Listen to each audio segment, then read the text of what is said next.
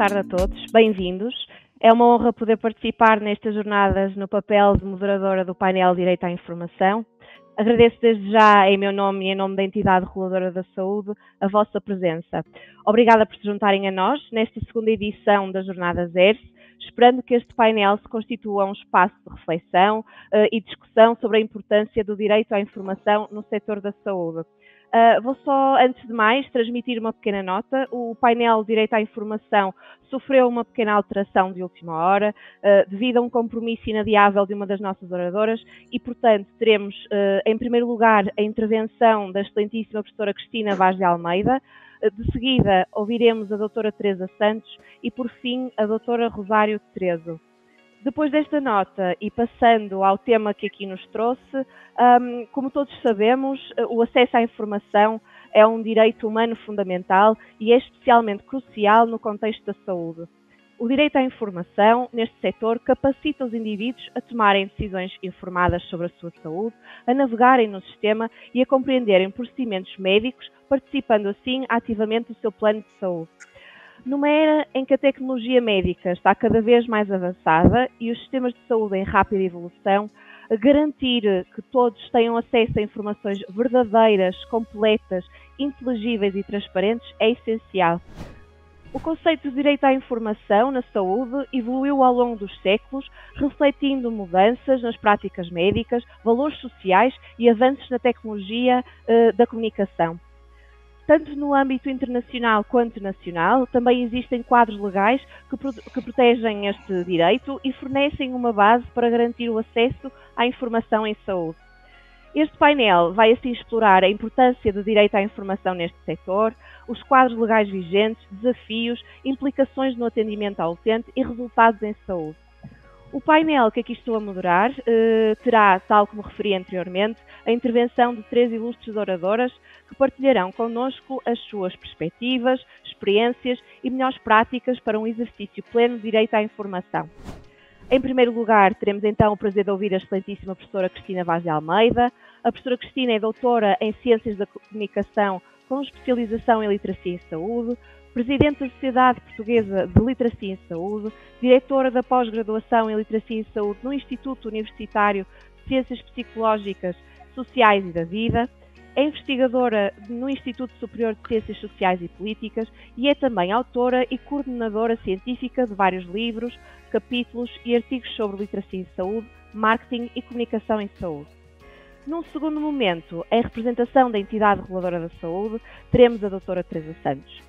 A Teresa, permite-me que assim se trate, é técnica superior de regulação especialista e minha colega na Unidade de Informação e Literacia do Departamento Docente, onde exerce funções desde 2021.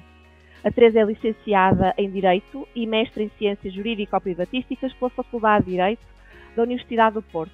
A Teresa exerceu advocacia, sobretudo na área do Direito Civil e Penal. Por último, mas não menos relevante, teremos a presença da doutora Rosário Terezo. A doutora Rosário Terezo é licenciada em Direito pela Universidade de Coimbra, pós-graduada em Direito Bancário da Bolsa e dos Seguros e em Direito Penal, Económico e Europeu pela Universidade de Coimbra. Em 2009, a doutora Rosário ingressou na Associação Portuguesa para a Defesa do Consumidor, a DECO, como jurista. Desde 2017 integra o Departamento Jurídico-Económico desta associação, onde a sua atividade passou a debruçar-se no desenvolvimento de estudos e pareceres na temática de defesa dos consumidores, com especial enfoque em áreas como contratos de consumo, turismo, transporte aéreo, concorrência e saúde. Ainda antes de passar a palavra às nossas oradoras, convido a todos os participantes deste webinar a colocar as suas dúvidas e sugestões na caixa de comentários que podem encontrar na plataforma. Conforme o tempo que nos for disponibilizado no final das apresentações, iremos colocá-las às oradoras. Nesse momento, a professora Cristina Almeida já não contaremos com a sua presença, porque se terá de ausentar, pelo que encaminharei todas as questões para as restantes oradoras.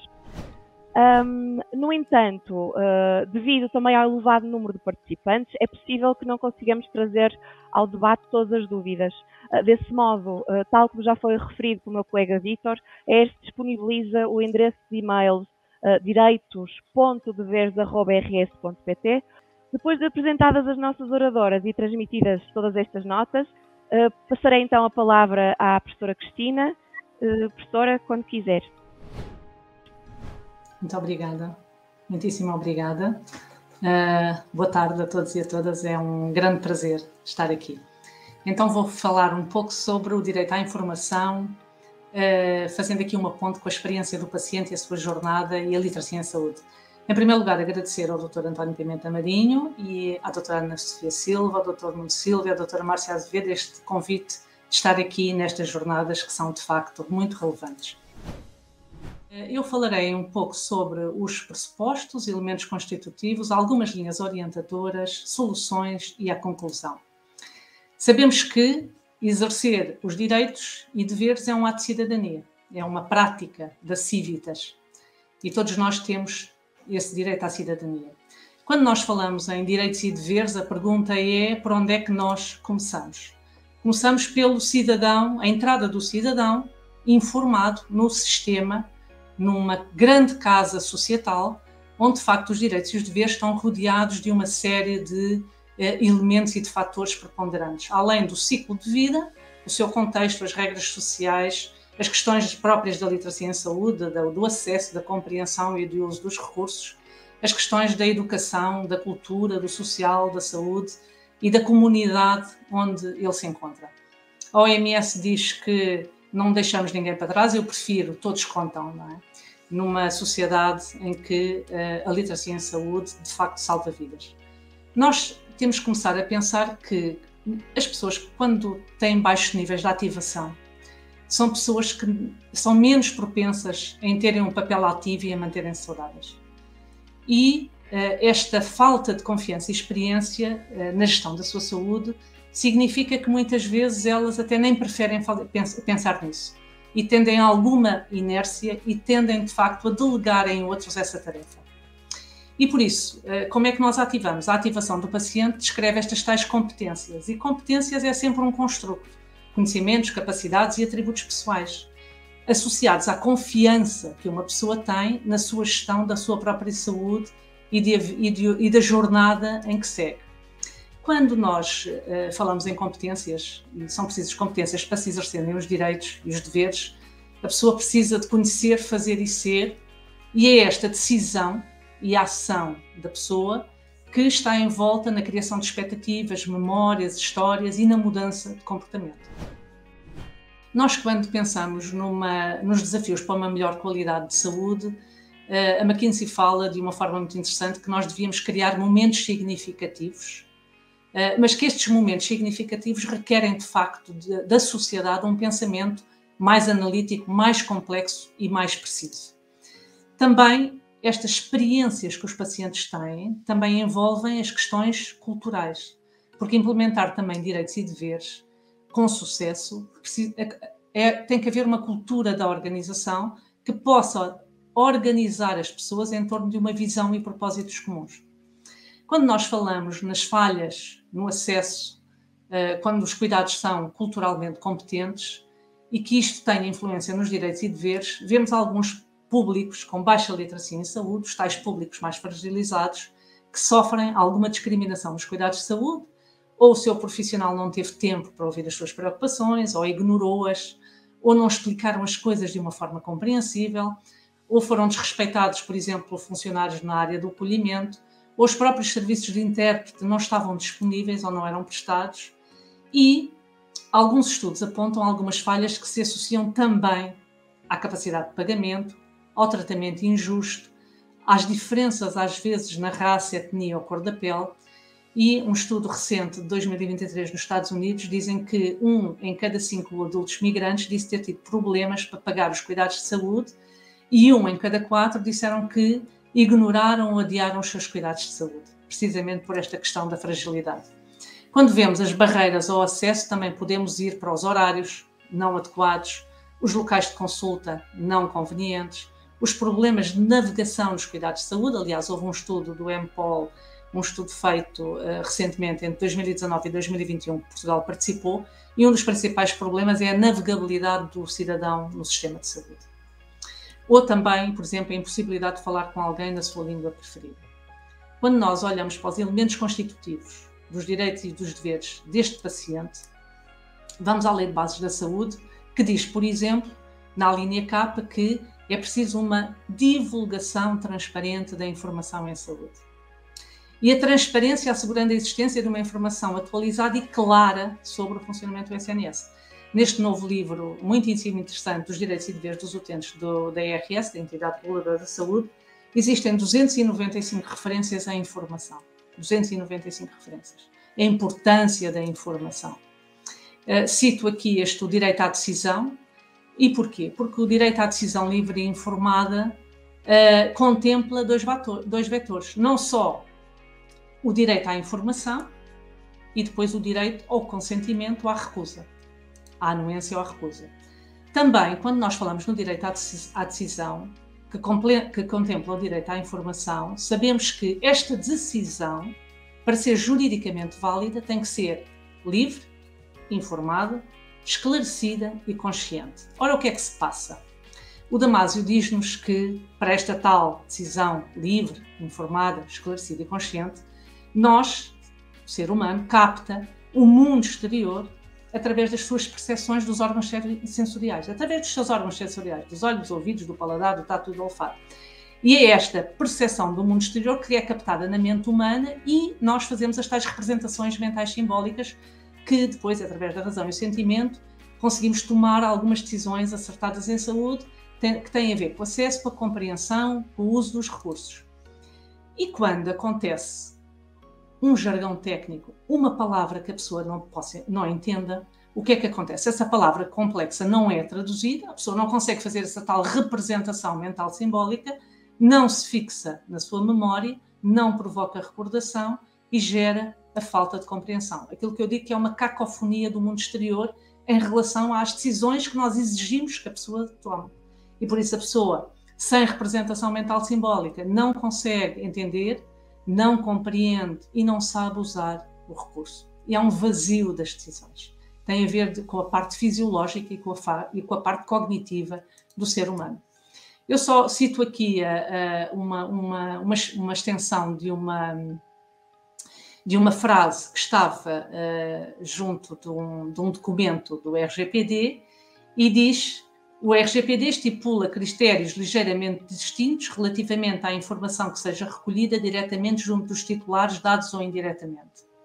Nós, quando olhamos para esta frase que o cidadão deve compreender, olhamos para aqui e vemos imediatamente uma série de lacunas. Para já, RGPD, a sigla sem estar traduzida. Depois o estipula numa mente com baixa literacia em saúde, é difícil de compreender. Os ligeiramente distintos, recolhida diretamente, titulares dos dados ou indiretamente, ou seja, está aqui uma cacofonia enorme na mente da pessoa que tem baixa literacia em saúde, porque não compreende, não extrai, não faz a representação mental simbólica. E por isso, apesar de ser um direito, a informação per si não muda comportamentos. Porque aquilo que nós vimos ali atrás foi uma informação, deveria ser um direito, mas se a pessoa não compreender, a pessoa não consegue mudar o comportamento.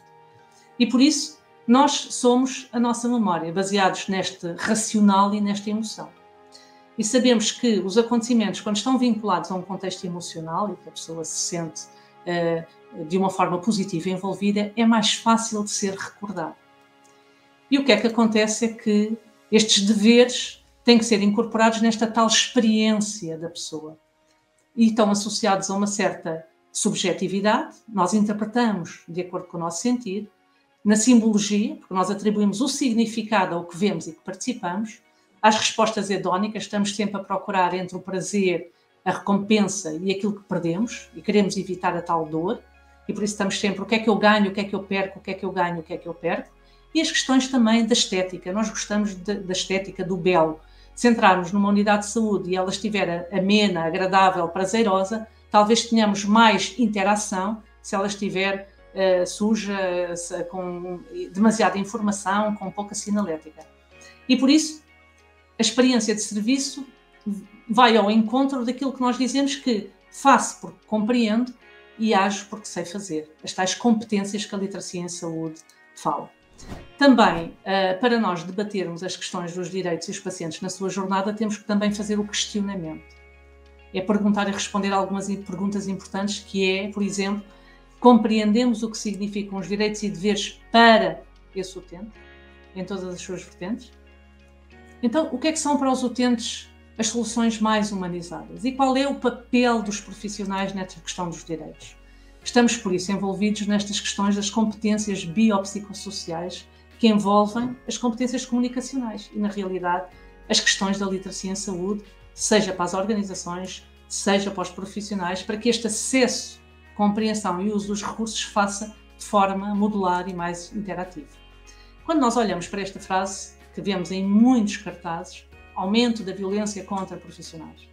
Ou seja, nós olhamos para aqui, olhamos palavras que estão à partida negativas. O aumento, a violência. E o que é que acontece na mente da pessoa? É muito mais fácil de fixar uma construção positiva da linguagem e por isso tem que haver aqui uma mudança de paradigma da linguagem. E se calhar, em vez de aumento da violência contra profissionais, dentro de uma comunicação assertiva, clara e positiva, deveríamos dizer: eu também protejo os profissionais, eu tenho atenção, comunico e intervenho. Isto vai exigir do cidadão ação. Isto vai exigir do cidadão uma percepção que ele também faz parte da decisão, em vez de aumento da violência contra profissionais, que não exige aqui nenhuma ação à pessoa. E por isso, isto é preciso refletir sobre esta mudança necessária do paradigma de linguagem. Então significa que nós temos que aumentar o conhecimento, as capacidades, a credibilidade e fazer a tal construção positiva dos conceitos para que estes tais direitos e deveres e o direito à informação possa surtir o seu efeito. Isto é, incentivar a participação e a experiência positiva, mesmo que sejam em pequenas jornadas. Mas estes processos podem ser reimaginados e reestruturados. Algumas linhas orientadoras dizem que nós temos que olhar para os eixos estratégicos do Plano Nacional de Saúde e o Plano Nacional de Literacia em Saúde e Ciências Comportamentais, que foi agora publicado, 2023-2030, em que, de facto, as questões da cidadania, da equidade, da qualidade em saúde, das políticas saudáveis, têm que ser trabalhadas com a educação do paciente e dos profissionais, a envolvência dos mídias, as competências parentais, a experiência do paciente e dos profissionais no sistema, a importância da intervenção nestes direitos e deveres e na informação, no direito à informação das associações de doentes e de cariz comunitário e, de facto, esta integração entre o social, saúde e educação. O Barry Institute diz que o Patient Experience é a soma de todas as interações moldadas pela cultura de uma organização que vão influenciar as percepções do paciente ao longo do seu contínuo do cuidado. E os desejos dos utentes são estes: eles querem ser validados, querem ser tranquilizados, querem ser confortados, ter esperança, serem reconhecidos, tratarem com dignidade, ter mais tempo para falar, ter mais tempo para fazer perguntas, mais informação, maior sensibilidade para as suas informações. Isto dos questionários Europep é isto que o cidadão quer. O que é que os utentes expressam nos seus temores? E por isso, as questões das reclamações é uma riqueza de informação que permite depois as entidades atuarem. Como, por exemplo, esta recolha de informação: sinto-me perdido neste hospital. Então, como é que está a nossa sinalética? Como é que está o apoio humano? Gostava que alguém me ajudasse a preencher um documento. Isto é preciso perceber o nível de literacia em saúde desta pessoa e apoiá-la. Não consegui compreender muito bem o que me disse o médico, não tive tempo para lhe perguntar. Então, que tipo de linguagem mais assertiva, clara e positiva podemos usar? Sinto-me só e sem companhia. Como é que nós colmatamos esse sentimento de solidão e provocar uma maior conexão social, que sabemos que é um fator para diminuir a depressão, a ansiedade? Tenho dores, mas tenho receio de perguntar. Sabemos que a palavra tem poder e a palavra também cura. Qual é a palavra humanizadora que conseguimos usar? As instalações são frias e demasiado brancas. Então, que elementos de natureza podemos acolher dentro das organizações? E é preciso, de facto, fazer isto, é calçar os sapatos do paciente. Saber passar por essa experiência do paciente. E estes deveres e direitos processam-se neste tal contínuo de atendimento. Cuidados de assistência estão integrados numa variedade de ambientes, desde o momento em que a pessoa sai de casa até aos espaços ambulatoriais, às unidades de saúde e hospitais. E por isso, entre as soluções, precisamos de olhar para as pessoas, as evidências físicas e os processos onde a pessoa se move. Saber também que é preciso também repensar estes ecossistemas de inovação e incorporar a equidade como um princípio orientador fundamental em todos os passos. Também os princípios orientadores ter em conta estes 10 passos que são os ambientes e a sua navegação, como é que nós proporcionamos bem-estar individual e social, ter a compaixão pela fragilidade dos outros. O professor João Lobo Antunes falava muito nesta compaixão. Numa comunicação clara e positiva, perceber a importância da confidencialidade, assumir e sentir a humanidade, ver que o respeito pela lei e pela ética tem bons resultados, o respeito pelas culturas, pela religião, pelas etnias, a própria segurança do doente no sistema e a sua participação também neste mundo. E nesta jornada do paciente, nós sabemos que a literacia em saúde sugere que as pessoas podem colher benefícios ao fazê-lo. Há momentos de aprendizagem diária que podem ser aplicados nas áreas da saúde, com uma formação permanente das pessoas. E, de facto, é este investimento onde nós vemos aqui, de uma forma holística, o digital, o projeto espacial, o bem-estar, a cultura, os contextos, as competências técnicas e relacionais, as competências de comunicação e depois também simplificar os tais processos para que a pessoa possa, de facto, fazer a tal representação mental simbólica e depois aceder, compreender e usar os seus recursos em saúde. Muito obrigada. Obrigada, doutora Cristina, pela sua intervenção. Passaria então agora a palavra à minha colega, a doutora Teresa Santos. Obrigada Márcia, obrigada a todos os que estão aqui presentes nesta segunda edição das jornadas.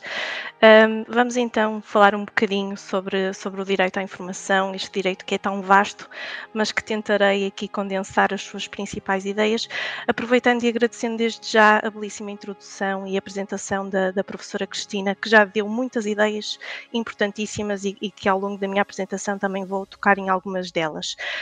Vamos então a isso, vamos falar sobre o direito à informação. Primeiramente, faremos um enquadramento geral sobre este direito e depois passaremos ao direito à informação propriamente dito. Vamos então ao enquadramento sobre o direito à informação. Porquê que escolhemos este tema? Porquê que a ERSE escolheu este tema para estar aqui presente nesta segunda edição das jornadas? Ora, sabemos que um dos problemas fundamentais em saúde, e penso que foi o Nuno que já nos falou nisso aqui hoje, é a assimetria de informação que existe precisamente na relação entre um utente e um prestador de cuidados de saúde.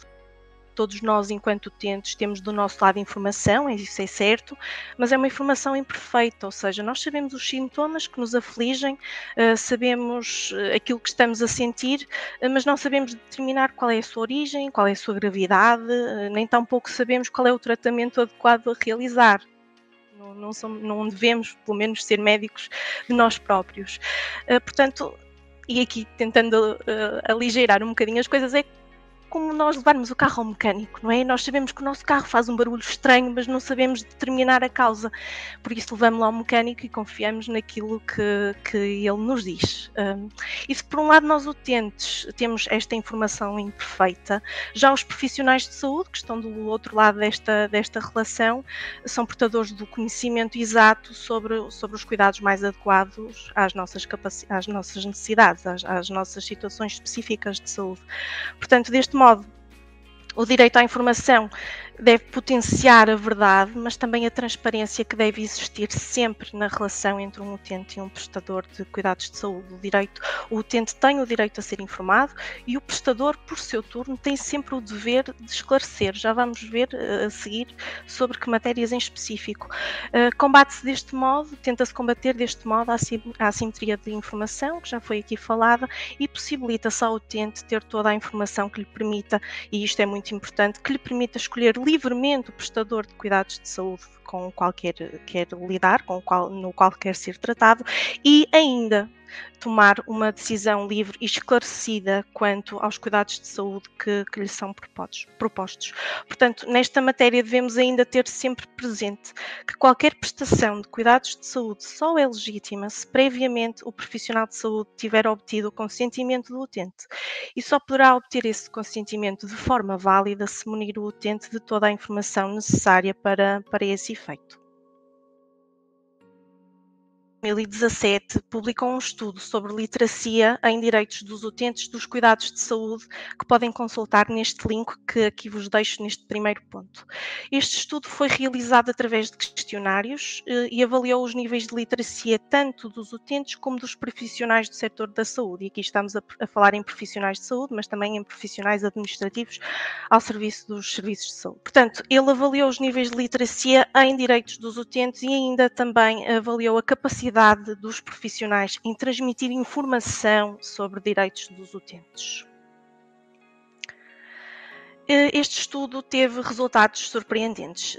Selecionamos aqui alguns para que possam verificar. Por exemplo, aqui conseguimos ver que foi analisado o índice de literacia global. 61,5% dos utentes inquiridos apresentavam um nível de literacia global inadequado e apenas 5,1% dos utentes apresentou uma literacia global considerada suficiente. Já quando falamos de profissionais do setor da saúde, constatamos que 36,6% dos profissionais de saúde e 39,8%, também um número bastante expressivo, dos profissionais administrativos têm uma literacia global problemática.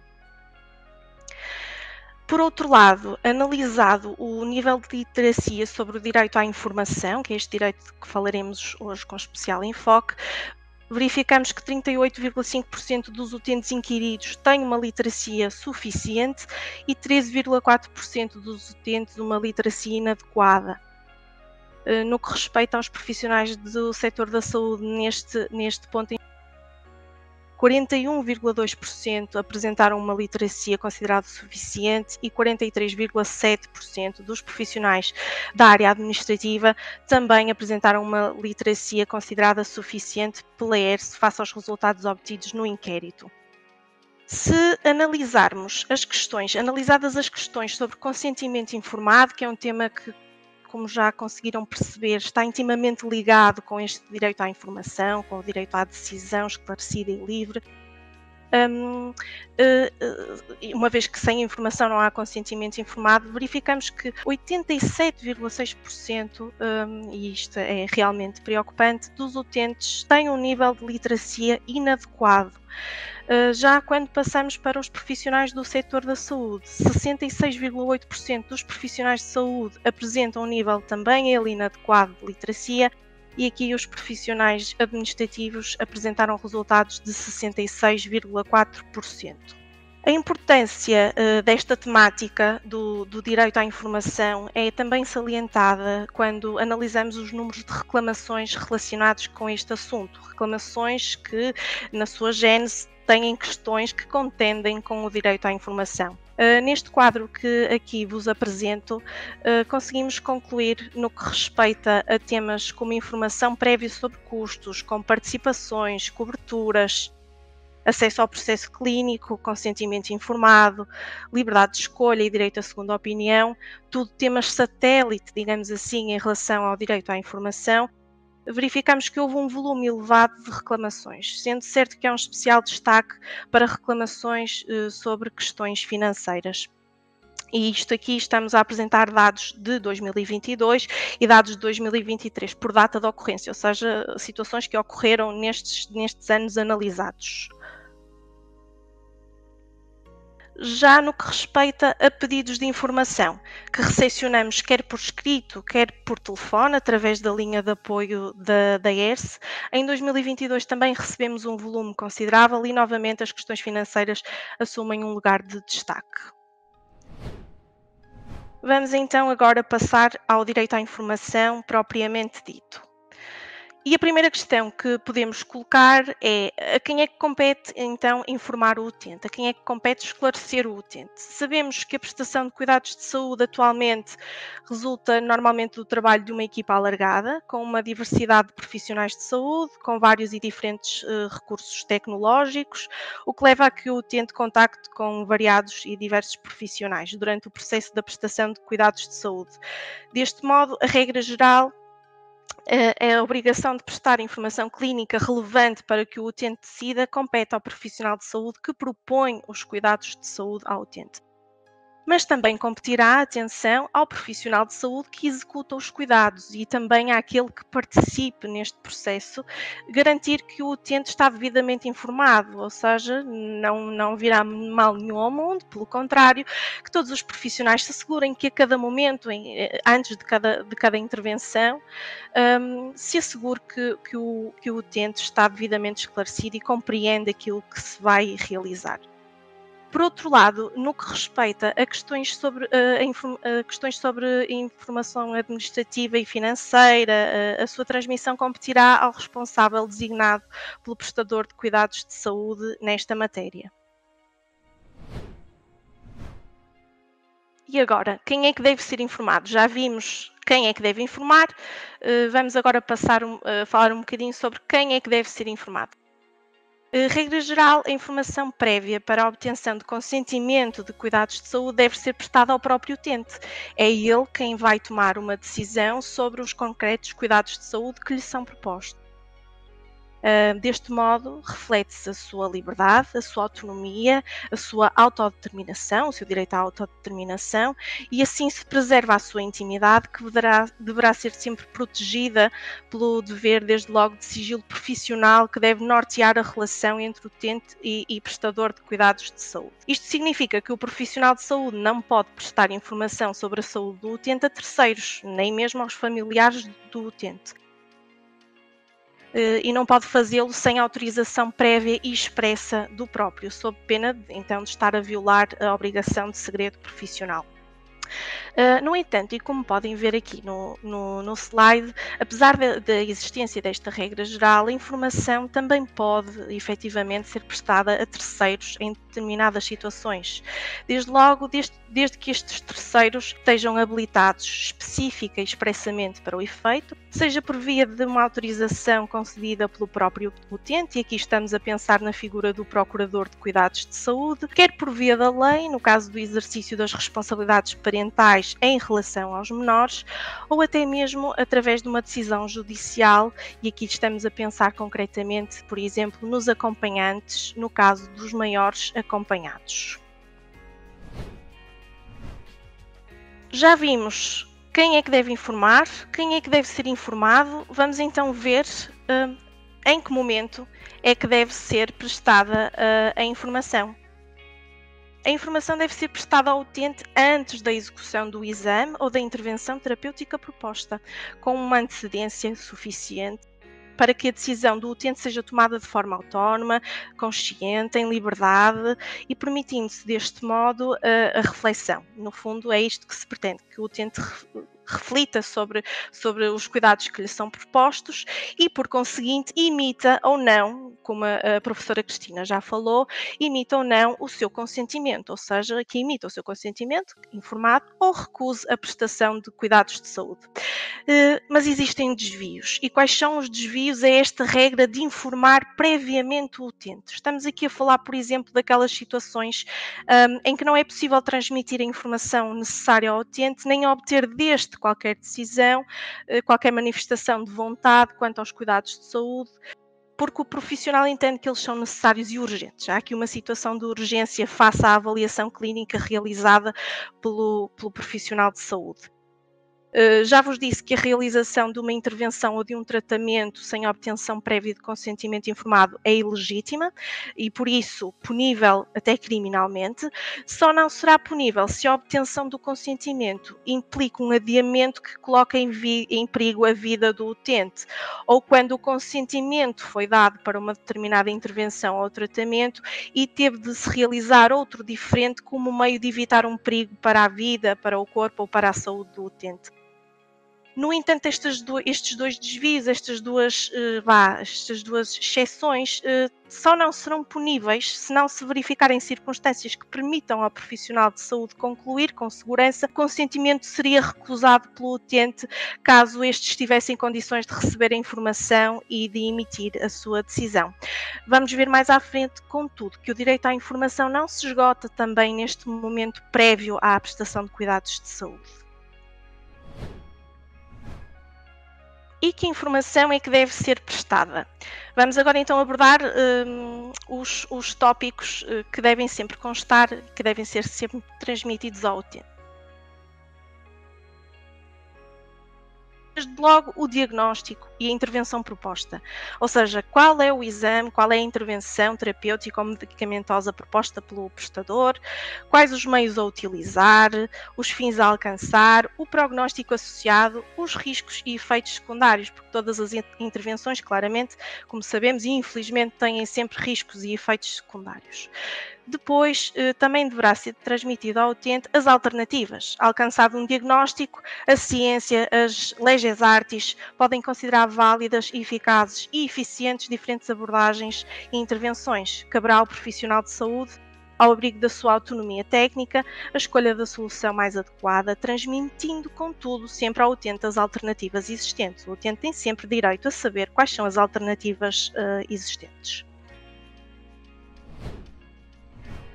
Depois, a informação sobre questões administrativas, logísticas e financeiras. O prestador de cuidados de saúde deverá informar o utente sobre os meios humanos e técnicos existentes e disponíveis, mas também sobre as regras de acesso e de referenciação em vigor no SNS, que se aplicável, sobre as autorizações prévias a emitir por entidades terceiras, sobre taxas, sobre preços, sobre orçamentos, devendo sempre haver aqui uma correta previsão dos custos que o utente terá de suportar, isto quando falamos de orçamentação de cuidados de saúde, e ainda deverá informar o utente sobre a natureza e regras de convenções que o prestador tenha celebrado com algum subsistema de saúde ou com algum seguro de saúde, eventualmente aplicável.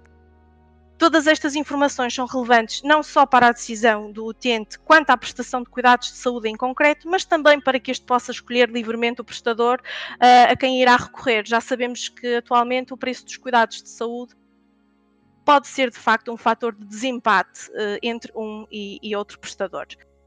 Por fim, o utente deverá ainda ser informado do direito que lhe assiste de recusar e revogar o seu consentimento, e isto pode acontecer a qualquer momento do tratamento. Mas, a par, deverá sempre ser advertido dos riscos que, por exemplo, a interrupção do tratamento poderão acarretar. Portanto, deverá sempre ser advertido dos riscos para a saúde que a decisão de revogação do consentimento pode acarretar. E como é que deve ser o utente esclarecido? A informação de que falamos deve ser transmitida ao utente de forma verdadeira, como já falou a Bárbara, transparente, de forma completa e ainda deve ser pertinente e inteligível. Para isso, o prestador de cuidados de saúde deverá ter em conta a personalidade, as características e opções pessoais do utente, como as filosóficas ou até religiosas, a sua maturidade, o seu grau de instrução, os conhecimentos sobre a sua condição e estado de saúde, que também, obviamente, têm o seu peso na sua capacidade de receber informação, e ainda, por exemplo, a sua profissão e o seu estado físico, clínico e mental. Só tendo em consideração estas variáveis é que garantimos que o utente recebe da melhor forma possível toda a informação que lhe é transmitida. No que respeita à forma como deve ser transmitida a informação, a regra geral em vigor é a liberdade de forma, ou seja, a informação ou o consentimento informado não estão sujeitos a qualquer requisito formal, podendo ser prestados oralmente. Isto é a regra geral. No entanto, há casos em que a informação ou o consentimento e a recusa devem ser prestados obrigatoriamente por escrito. Estamos aqui a falar, por exemplo, da interrupção voluntária da gravidez, mas também situações de, por exemplo, esterilização voluntária, procriação medicamente assistida, colheita e transplante de órgãos, entre outras situações que, pela sua crucial importância, requerem aqui uma maior solenidade.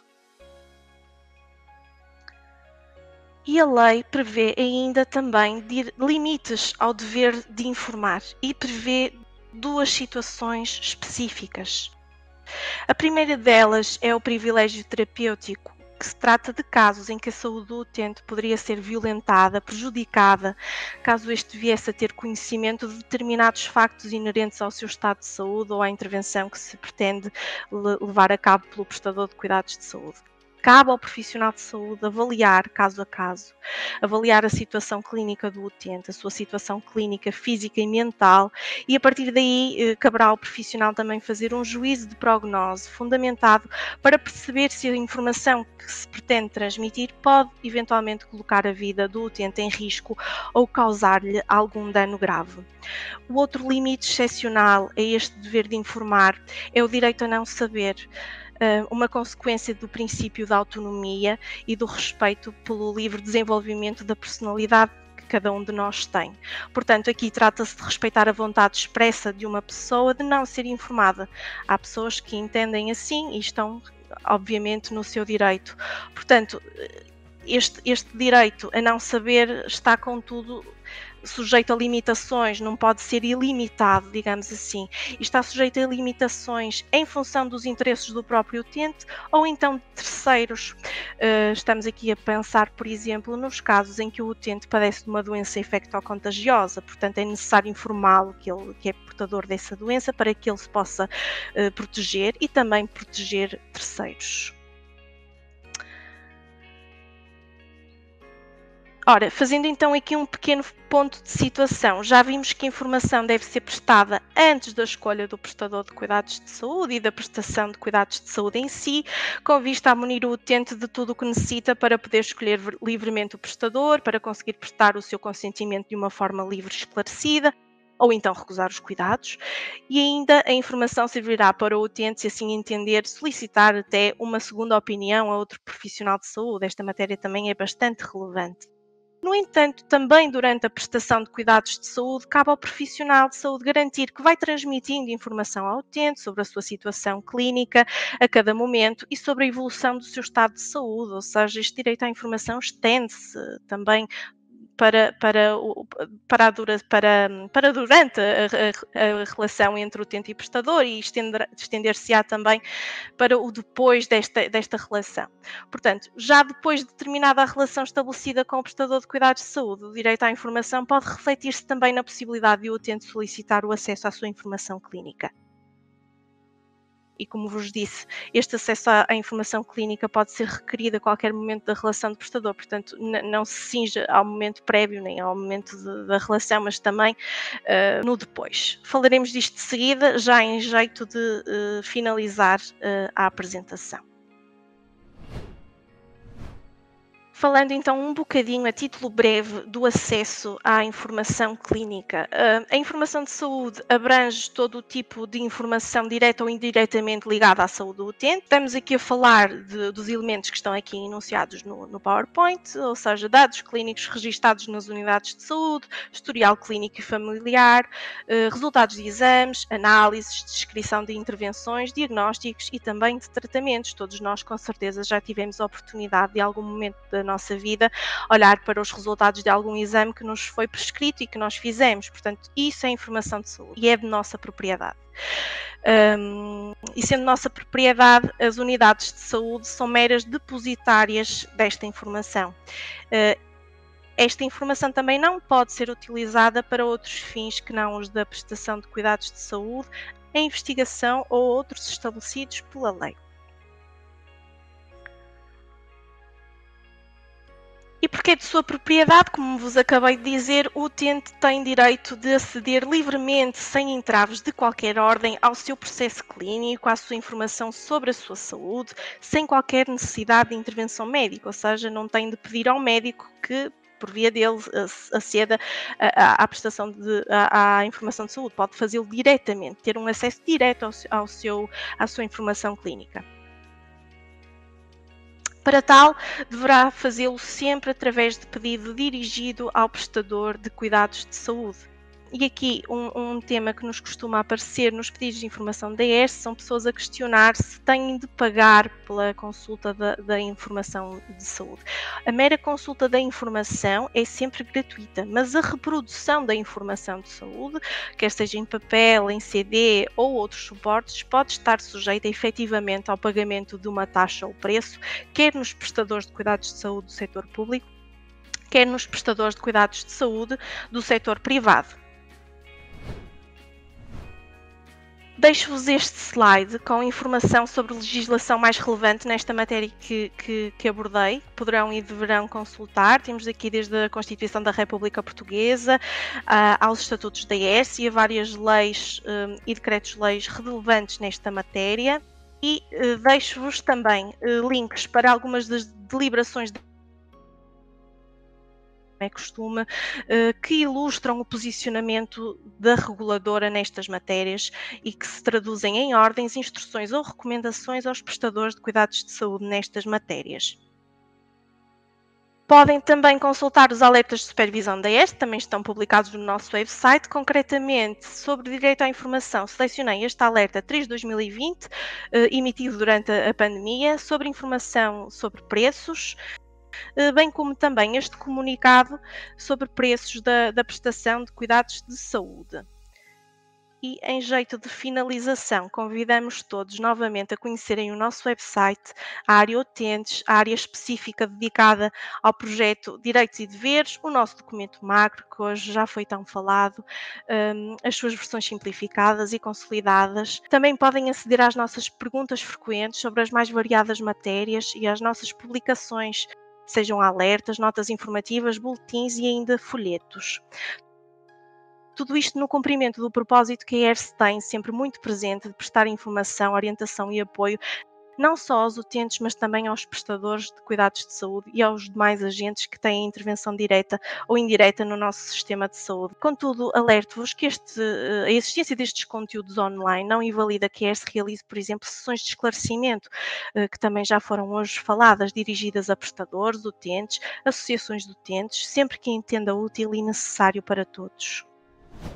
Se tiverem alguma dúvida, podem ainda recorrer ao nosso formulário, onde podem colocar um pedido de informação e, por outro lado, se virem alguma vez que os vossos direitos estão a ser lesados, podem e devem apresentar uma reclamação. Podem fazê-lo junto do prestador de cuidados de saúde ou, se preferirem, diretamente junto da ERSE.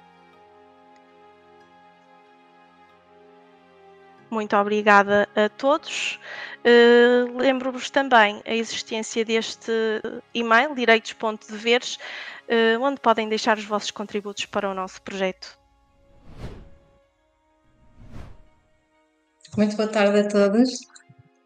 Eu começo por agradecer o convite endereçado pelo Conselho de Administração da Entidade Reguladora da Saúde, à ADEC, por participar nestas jornadas que abordam temas tão relevantes para os utentes e, naturalmente, por estender os cumprimentos aos demais participantes no painel e a todos os resistentes que a esta hora ainda nos ouvem.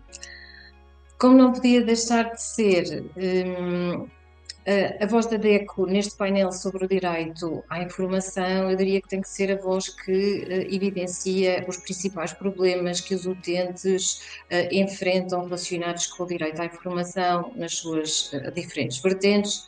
Tem de ser a voz que salienta as questões que mais levam os utentes a procurar a ajuda da DECO, e entendo que será ainda útil abordar de uma forma de soluções possíveis que visem reforçar este direito à informação.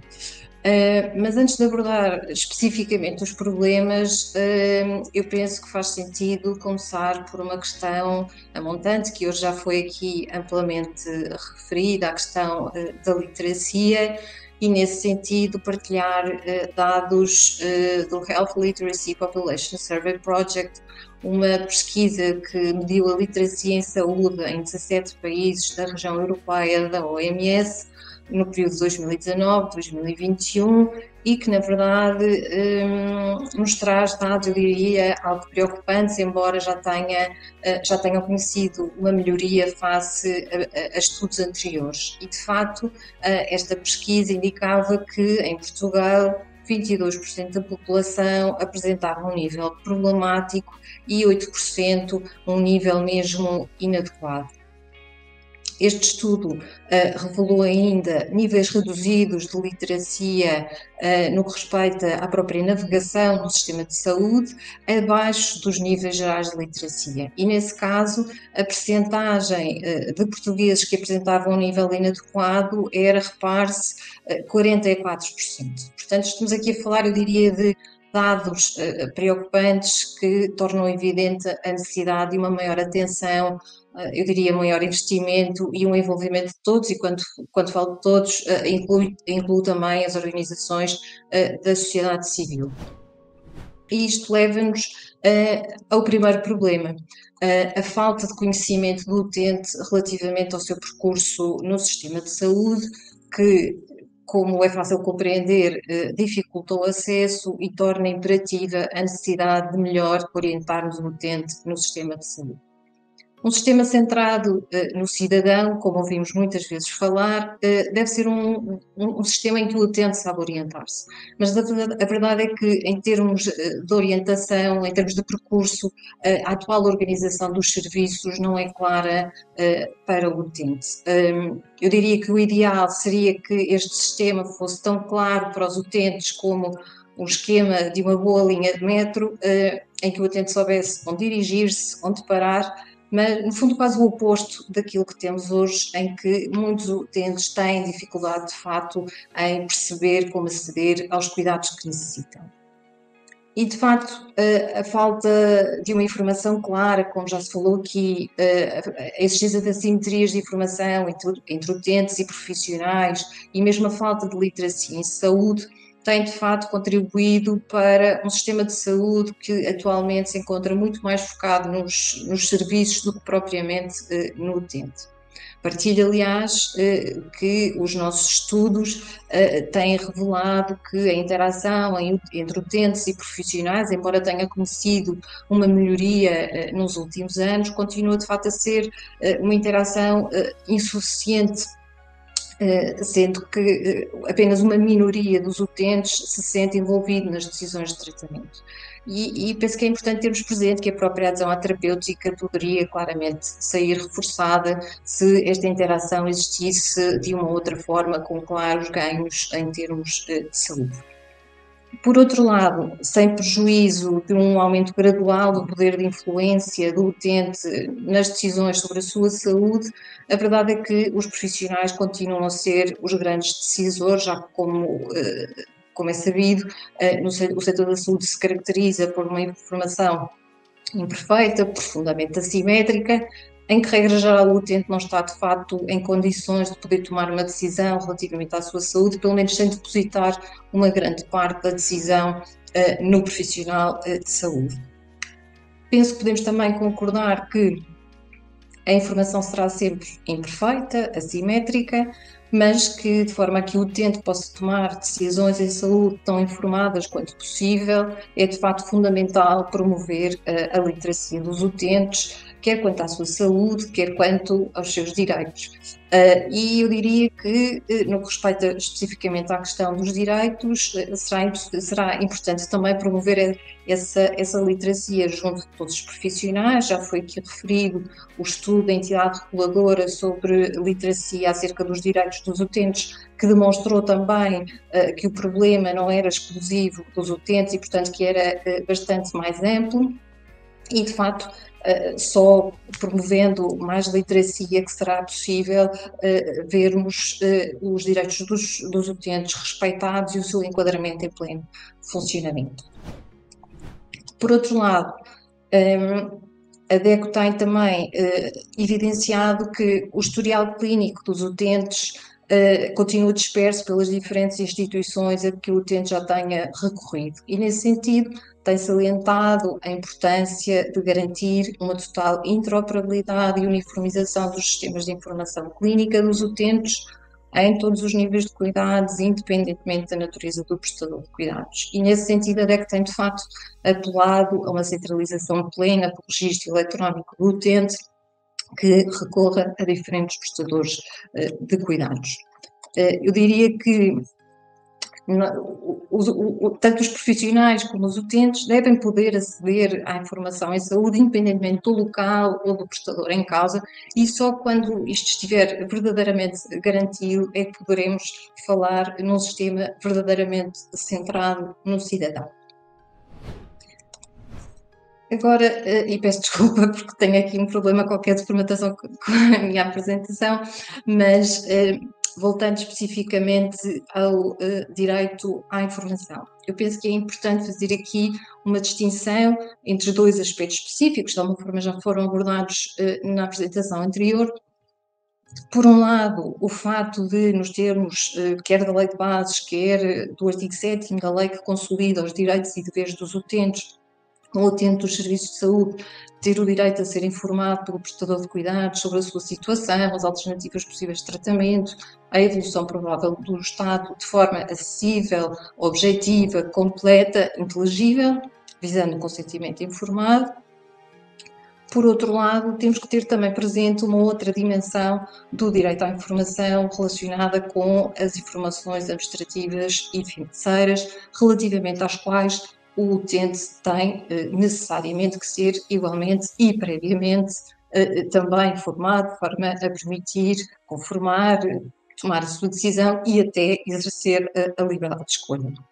E falo nomeadamente de informação sobre preços, taxas, sobre orçamentos, sobre os documentos administrativos e, de facto, eu disse que ia falar de problemas e é, de facto, aqui neste âmbito que mais questões são colocadas à DEC, eu diria que com um claro destaque para a questão da faturação e dos preços.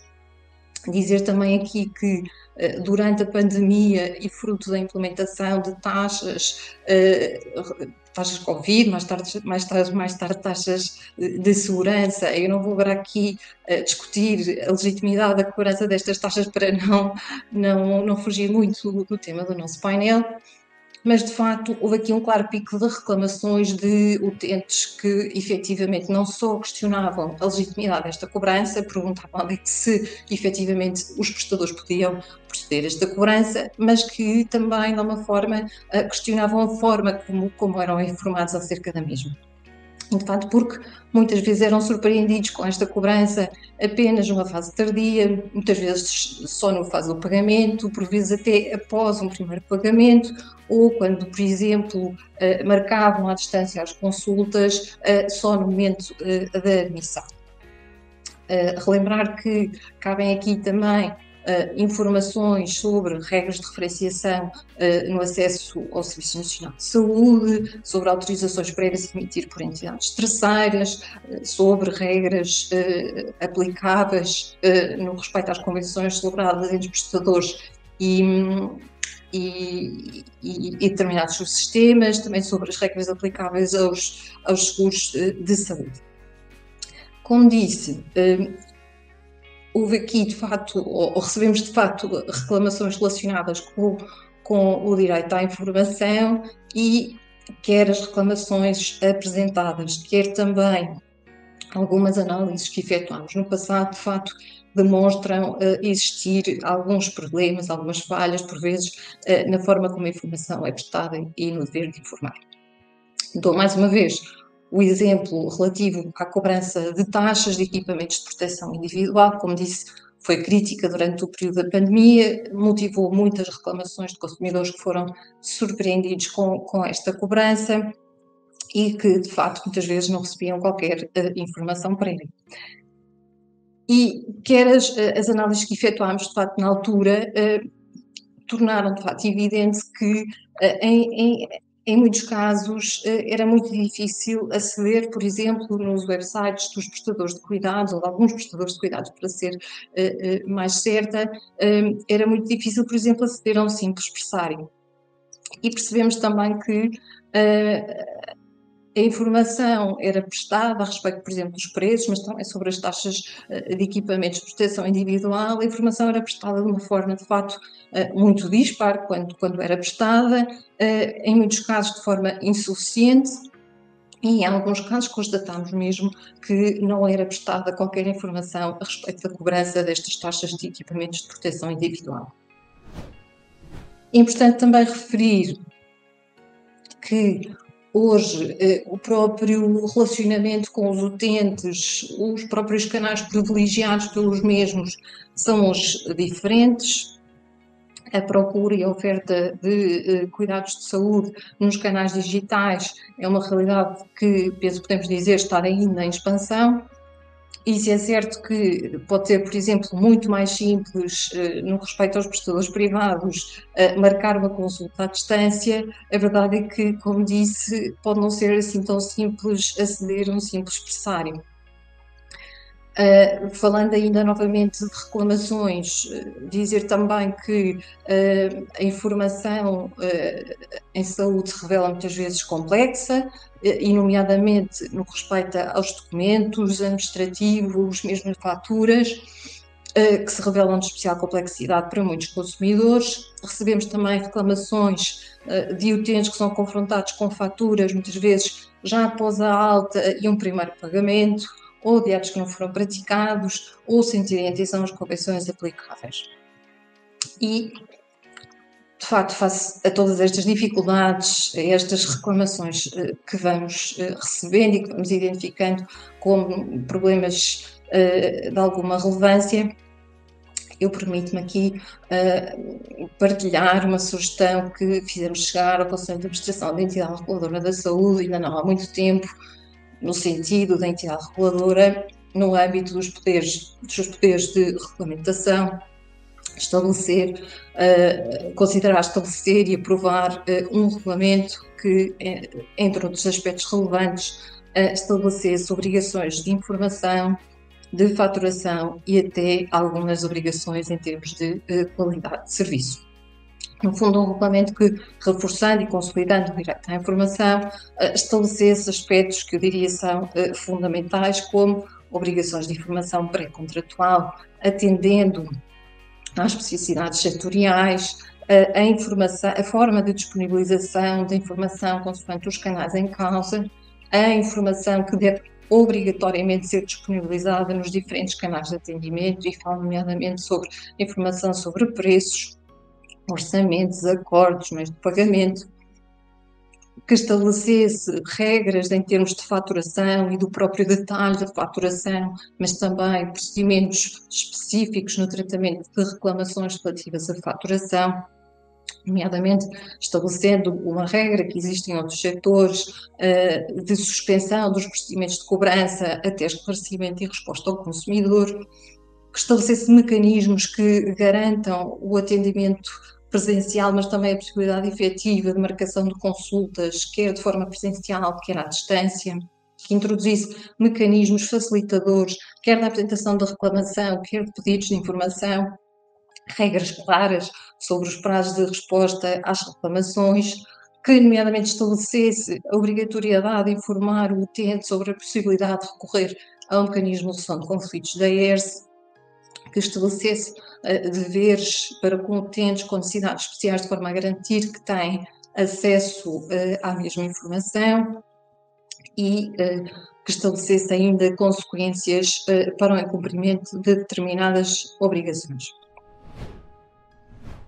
Finalmente, estou quase a terminar, uma última palavra para duas problemáticas que me parecem incontornáveis quando falamos do direito à informação. Sei que também já houve hoje de manhã um painel sobre publicidade, e de facto a primeira nota é para a publicidade, que, como sabemos, tem intensificado no setor da saúde, fruto da massificação dos meios de comunicação, que o setor da saúde não é alheio, e que, de facto, por vezes, contende ou colide com o direito à informação completa, transparente, verdadeira, e que, na verdade, é absolutamente fundamental para o exercício da liberdade de escolha, e que, quando há uma situação de publicidade enganosa, pode, obviamente, lesar os interesses dos consumidores.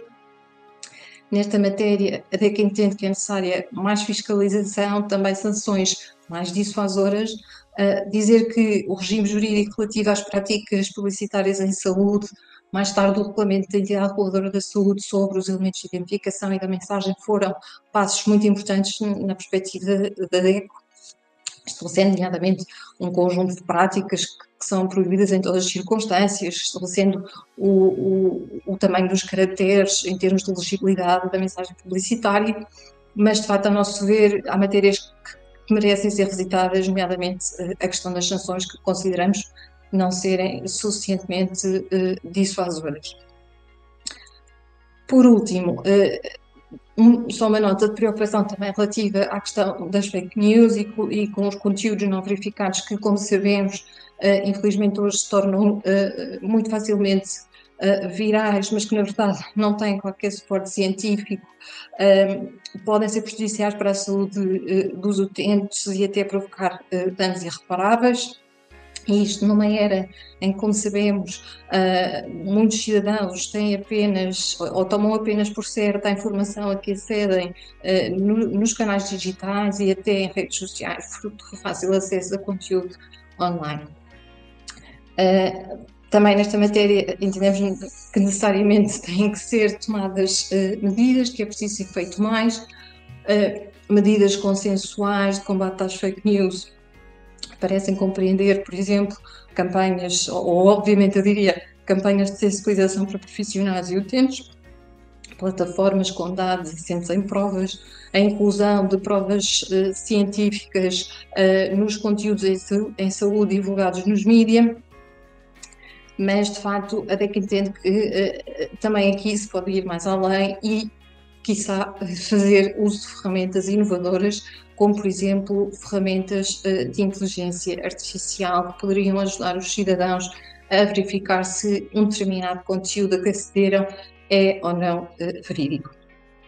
E deixo por isso aqui o mote, o repto, sobretudo às entidades com competências em matéria de literacia, salientando que, obviamente, a desinformação afeta negativamente o comportamento das pessoas em saúde e pode, inclusivamente, custar vidas. E era essencialmente isto que queria referir aqui hoje. Gostaria de expressar uma vez mais um sincero agradecimento a todos os participantes por hoje se juntarem a nós, em especial às oradoras convidadas. O compromisso em dialogar sobre o direito à informação em saúde é por si só um testemunho da importância deste tema. Juntos podemos promover uma compreensão mais profunda desta matéria e trabalhar rumo a um futuro em que a informação em saúde seja acessível, equitativa e capacitante para todos. Por mim, resta-me agradecer a todos e até uma próxima oportunidade.